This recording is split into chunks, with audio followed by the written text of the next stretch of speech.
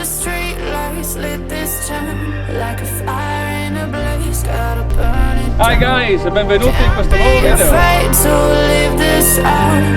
We got this far, don't know how. I see danger in our eyes. They know we'll burn down the night. Coming just like the sun. Allora ragazzi, oggi voglio rispondere a una delle domande che più mi viene fatta da quando praticamente volo in paramotore, che è: da dove sei partito? Come si decolla? Me l'hanno fatta in 1000 modi, in 10 anni veramente me l'hanno fatta in 1000 modi. Ti sei lanciato da un aereo? Oh, ma ti sei lanciato da una montagna? Scusa, ma è l'elica che gonfia la vela? No! Prima di svelare questo arcano mistero, voglio dire una cosa, un piccolo disclaimer, che questo non è un videocorso, non si vuole mettere al posto di un corso di paramotore che va sempre fatto e deve essere sempre fatto in una scuola certificata dall'Aero Club Italia. Questo è solo un video per i curiosi e per chi vola già e vuole scoprire qualche magari decollo che non ha mai fatto, qualche trucco che magari io posso consigliargli, e sarei molto lieto di essere di aiuto per queste persone. Vi spiegherò 3 decolli, diciamo tra i più classici e che si usano più spesso, più un decollo fra virgolette bonus che non si usa molto spesso ma che in certi casi può venire utile. I decolli in paramotore non sono tutti uguali e si distinguono principalmente per la forza del vento che avremo al momento del decollo. Il decollo che viene più usato, quello base che viene insegnato a scuola, è il decollo frontale, chiamato anche all'italiana. Si suddivide in 3 parti: gonfiaggio, controllo della vela, corsa e decollo. È il più usato e il più semplice, specialmente per i neofiti. Si fa con vento non molto forte ed è il decollo che si fa più spesso. Dopo aver posizionato la vela contro vento, ci si imbraga dandogli le spalle e si effettua il decollo. Allora ci imbraghiamo dando le spalle alla vela, prendiamo le A, questo è lo speed. Per quelli che non lo sanno, lo speed ci aiuta ad accelerare quando siamo in volo. Una volta imbragato e controllato che tutto sia a posto per l'ennesima volta, ci centriamo rispetto alla vela. Questa è una cosa molto importante perché vi farà alzare la vela bella centrale, quindi dovete riuscire a sentire con le mani la tensione dei fili e deve essere pari a destra e a sinistra. Se la sentite più il filo tirare da una parte, significa che dovete andare da quella parte in modo di allentarlo e tirare l'altro in modo che si pareggi. Una volta che siamo centrati, ovviamente controvento, 2 passi all'indietro, controlliamo l'ultima volta la manica a vento, gonfiaggio, la freno, la controllo, una volta che è controllata do motore e vado in volo.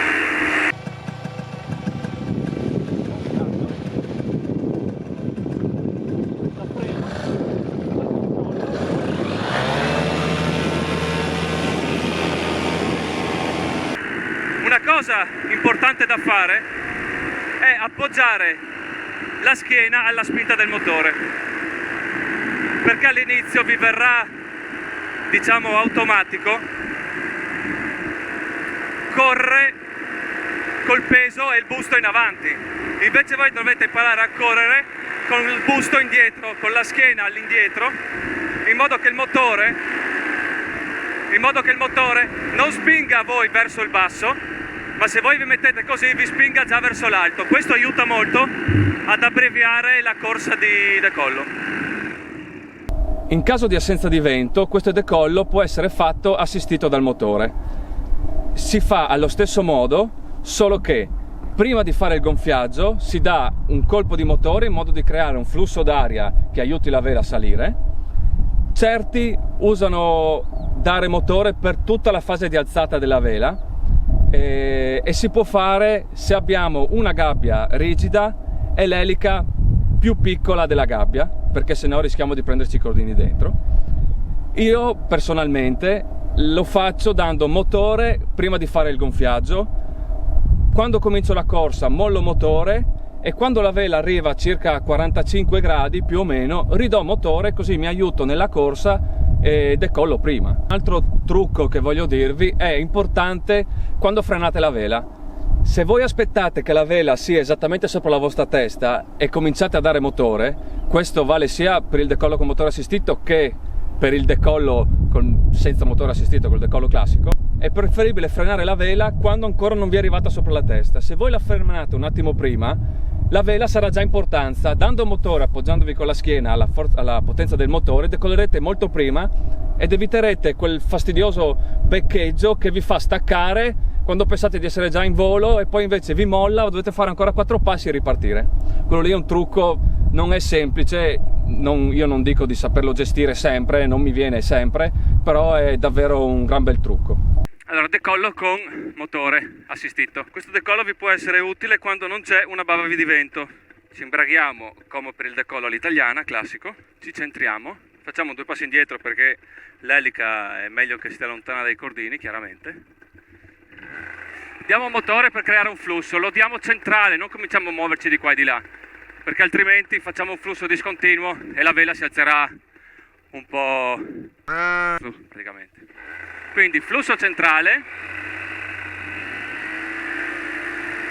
Quando mollo comincio a correre, la freno e vado in volo, quasi.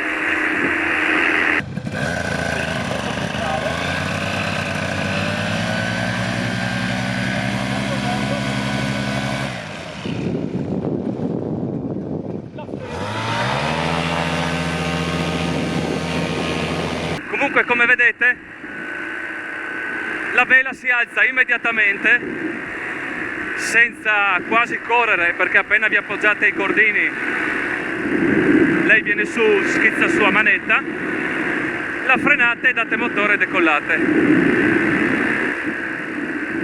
Un altro decollo che è un classico e che tutti conoscete è il decollo alla francese. È un decollo che tutti i paramotoristi dovrebbero saper fare. Viene usato molto più in parapendio perché si vola sempre con condizioni di vento sostenute e quindi il decollo all'italiana sarebbe pericoloso. Nel paramotore si usa un po' meno. In questo decollo si appoggia sempre la vela controvento, ci si imbraga fronte e vela. Si fa il gonfiaggio, una volta che la vela è sopra la testa ci si gira e si dà motore.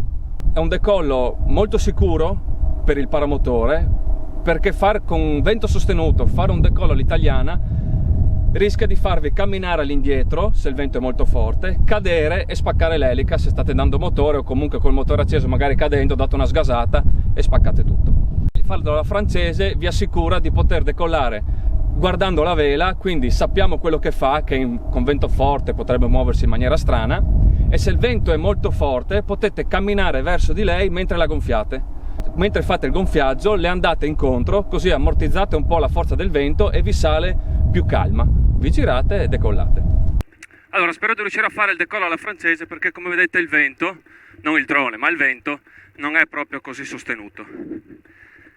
Per fare questo decollo, come vi ho detto, ci si imbraga guardando la vela. Io lo faccio così: prendo le bretelle, le giro nel senso che poi mi girerò per andare a decollare, quindi io mi giro verso sinistra, le giro verso sinistra, mi aggancio,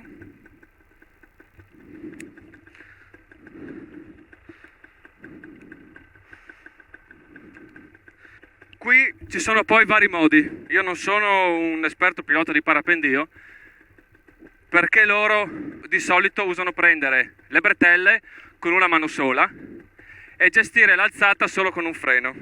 Io invece seguo la bretella e prendo il freno, prendo le A della stessa bretella con tutte e due le mani e incrocio le mani. Lo so, non è proprio il metodo migliore di tutti, ma io l'ho imparato a fare così, lo faccio così. Ho le mani incrociate e con le bretelle, avendole tutte e due in mano, posso gestire l'alzata di una semiala o dell'altra. Mi centro, controllo il vento e controllo di non avere nessuno dietro, faccio il gonfiaggio, la freno, mi giro,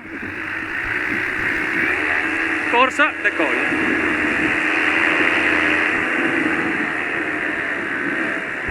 Come avete visto, la vela era un po' scarica perché, come vi ho detto, non c'è molto vento per fare questo tipo di decollo. Qualcuno lo fa tenendo in mano, con la mano sinistra o la mano destra, come volete, entrambe le A. Facendo così cosa succede? Avete solo un freno da poter comandare per far salire la vela. Io in questo momento ho la semiala destra, anche se vi sembra che sia sinistra, ma quando sono tirato è la destra, che posso controllare la salita.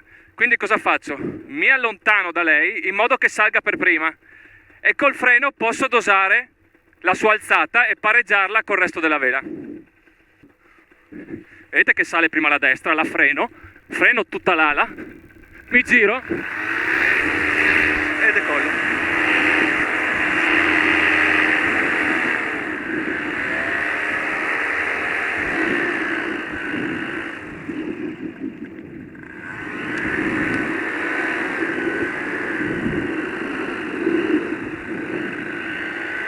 Ora il decollo bonus è un decollo un po' non viene molto utilizzato, però può essere utile. Immaginate che state facendo un decollo all'italiana con poco vento, il vento giusto per un decollo all'italiana. Gonfiate la vela, non viene su bene, cade, voi vi girate e andate verso di lei, quindi siete nella posizione del decollo alla francese, quindi fronte vela, ma non c'è abbastanza vento per fare il decollo alla francese. Una cosa che potete fare, io l'ho fatto solo 2 volte, lo ammetto, però può essere veramente utile, perché una volta che siete in quelle condizioni, togliere il motore, rimettere a posto la vela, rimbragarci e tutto, può essere rognoso. Questo è un trucco che potrebbe evitarvi di fare questo. Cosa fate? Mettete un posto un po' la vela, sempre rimanendo imbragati, o fate un pregonfiaggio, andate verso di lei un 2 passi in modo che il fascio funicolare sia ben appoggiato a terra, vi girate, date una sgasata al centro della vela, vi girate di nuovo, date un colpo forte per poter fare un gonfiaggio alla francese ma bello energico, e una volta che la vela si è gonfiata vi girate e decollate.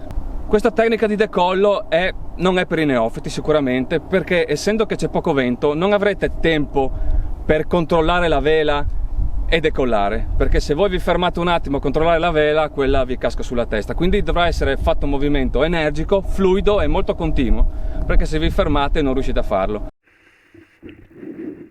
Allora, come vi ho detto, mettete che voi siete decollati all'italiana, sbagliate il decollo, mettete giù la vela e vi trovate fronte vela.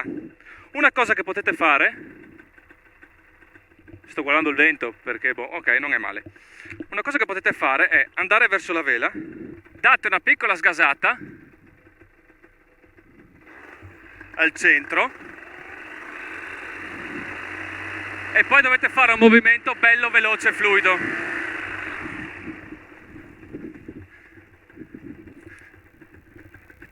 Adesso a me, vedete, non mi è venuto bene. Senza disimbragarmi la metto a posto. Se riesco, volentieri farei un pregonfiaggio, ma quello dipende chiaramente dal vento. Non tanta roba, giusto un po'.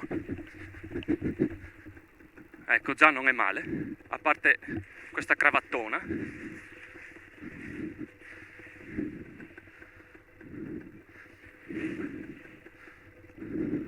Ora controllate il vento perché... ok, siamo bene.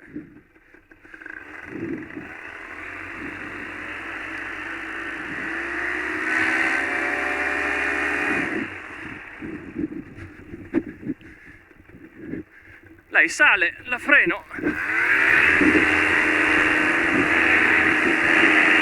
e andiamo in volo.